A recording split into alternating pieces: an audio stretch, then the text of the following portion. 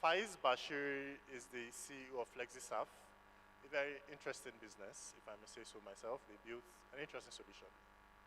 You should Google them. And he's going to talk to us today about humans, technology, and the classroom, where we are in the 21st century. This basically is an overview on learning models, innovations, and everything. But I'm just going to let Faiz do most of the talking. Let's give him a round of applause and stop. No, not clap, I beg.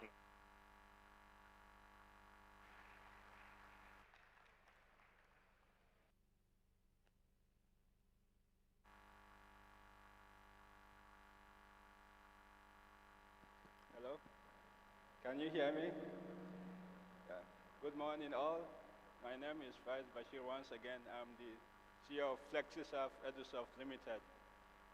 FlexiSAF is an Edtech company with more than 10 years experience.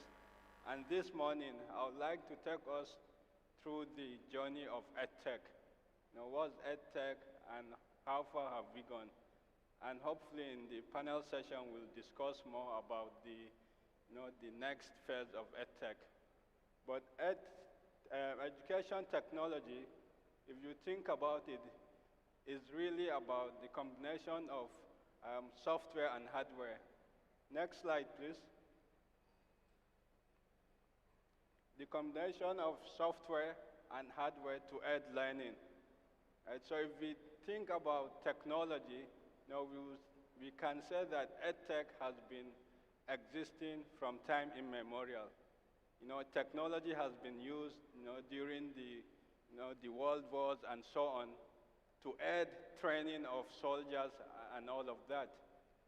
So by the time, PCs started becoming popular, next slide, around 1980s, if you go through the journey of PCs, when you see Apple or Windows in those days trying to market PC, education was key, was one of the core promotion, and how can we now use this technology to simplify learning, right? So this is because of the importance of education, and whenever new technology, comes about, it's always about how can we use this technology, to improve learning. And that's what has been evolving, in education technology. So as far back as 1980s, when PCs were popular, we've started seeing school information management systems. Radica Software, which was founded in 1980, is a US-based software company that helps in computerizing and improving schools' processes. And we have Capital Sims in the UK too, as far back as 1984 or thereabout. So in essence, Edtech has been existing for long, and has been evolving as technology evolves. So by 1990s, when the web was invented, and wikis became very popular, publishing was democratized, and access to resources became very, very readily available. Wikipedia today has become the de facto platform where we access vast information in terms of education and learning, with more than 6 million articles today. So when web was invented, it has really changed the dynamics and making access to education resources readily available. And by 2001, Web 2.0 was very popular. Web technologies have matured and so on. And e-learning started becoming a common phrase, a common keyword. How can we seize the opportunities of all these technologies, to even take learning outside classroom? How can we bring these things together and make learning electronic and virtual? So in 2002, MIT Open Courseware was announced, 1 year earlier, but by 2002, the concept of education resources, became very popular. And the whole idea is what is happening within just the four walls of a classroom where you have maybe only tens or hundreds of students. How can we make it available such that millions of people, can benefit? We have popular open courses now that hundreds and thousands of students, participate in that classroom, in one sitting. So by 2002, open courses have started becoming available, and all this is because of technology, right? Internet was becoming readily available, the web has matured, and so on. So by 2004, learning management system started becoming, something that is necessary. We have all these technologies, we have websites, we have different content.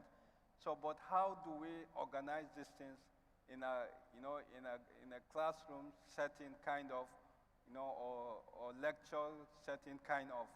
So that's what learning management system tried to address. And Moodle, which was launched in 2000, an open source platform for LMS, tried to simplify this.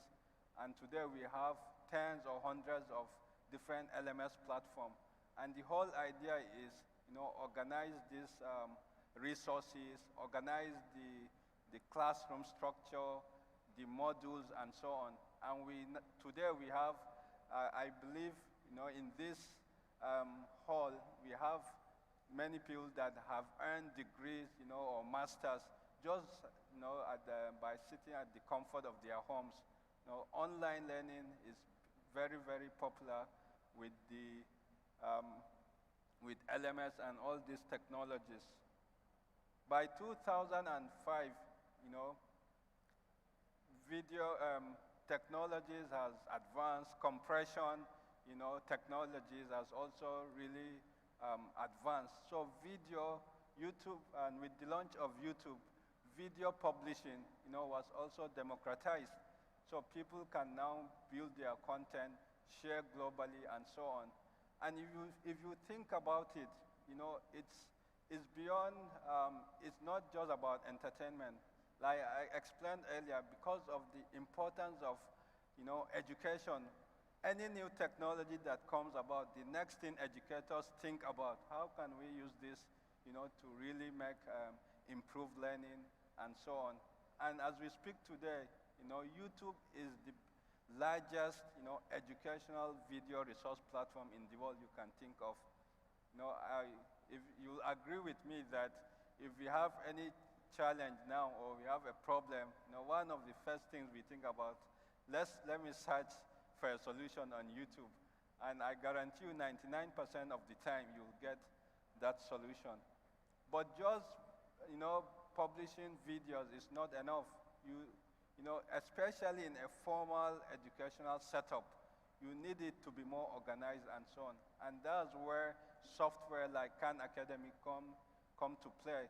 With students now spending a lot of time watching videos and so on, how can you track these things, right? And how do you ensure that there's a learning path that they are following and simplifying all this? So by 2009, with the popularity of Twitter and social media, even that is not, left just for social networking and entertainment and so on. Education also, social media also plays an important, role in education. Today, we use Twitter to follow, our interests and continue to learn and so on. So in essence, with the combination of all this, the social media, lifelong learning is now possible, which is like decades of ambition.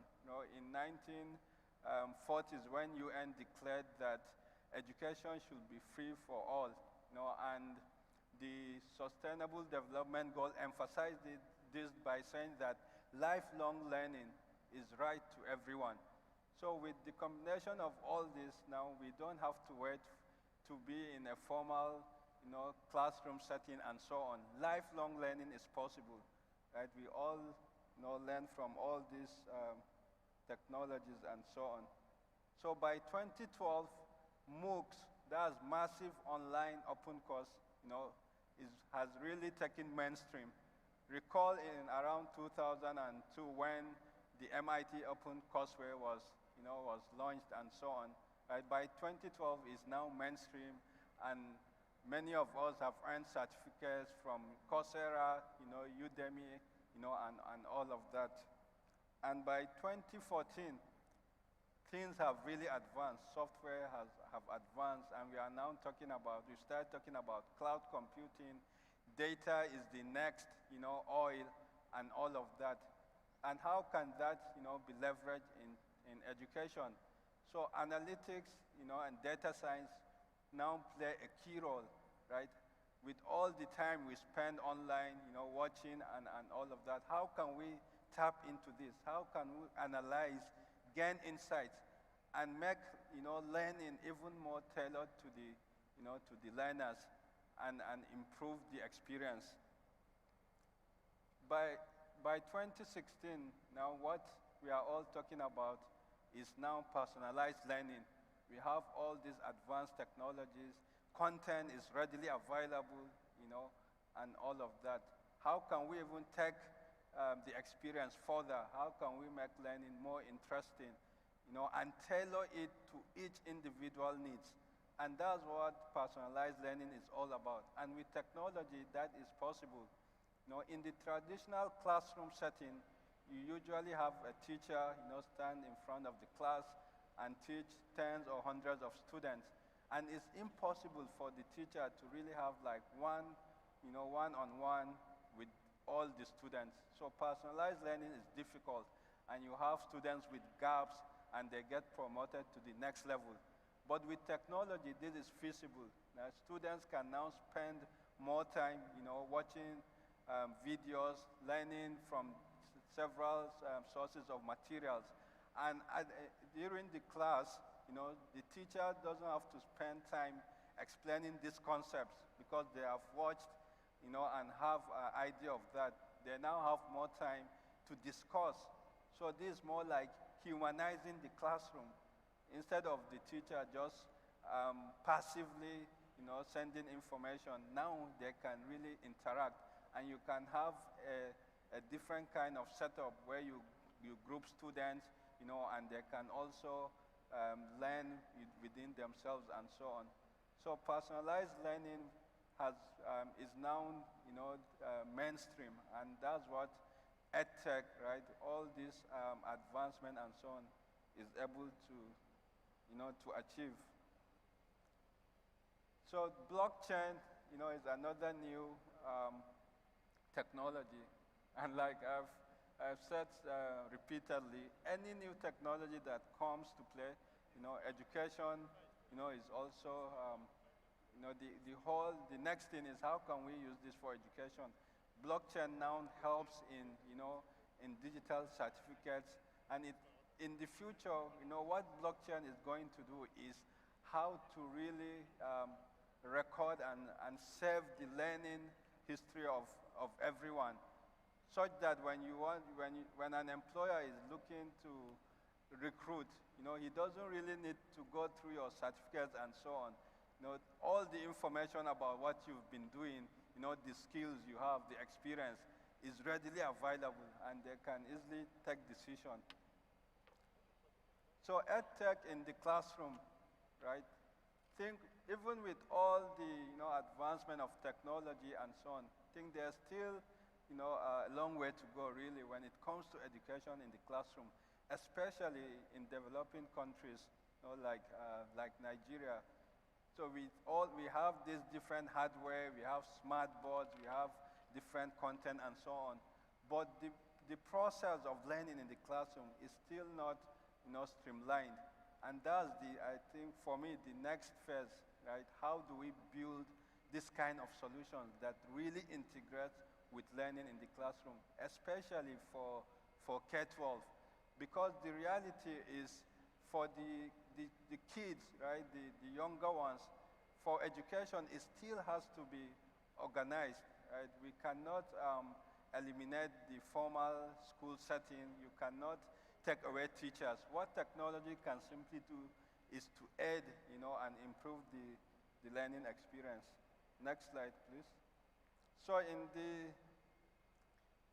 lot is happening, even in Nigeria, right? We have different companies now doing a lot of things around school administration and learning management, e-learning content, and distribution, school fees management, homeschooling and tutor services, vocational training, and so on. So a lot has been ongoing in Nigeria too, and different players are trying to see how can we employ this technology to improve learning, across board. Next slide. So with the internet and digital technology now becoming very ubiquitous, the leveraging technology, is key. With more than 6 billion people having access to smartphone, right? So definitely it has become a household utility, and technology is going to play an integral part, in education. But the next big question we should ask ourselves is, really, is technology, democratizing everything, or is it increasing the divide between those that have access and those that don't? In Nigeria today, we have about 10 million out-of-school children, mostly in remote areas, that do not have access to these devices, they do not have access to the internet, and so on. So that's another key question we should think about. How can we use technology to reach these millions of vulnerable kids, that also need to have solid education? Thank you very much. Thank you very much, Faiz. A round of applause. Thank you, thank you, thank you.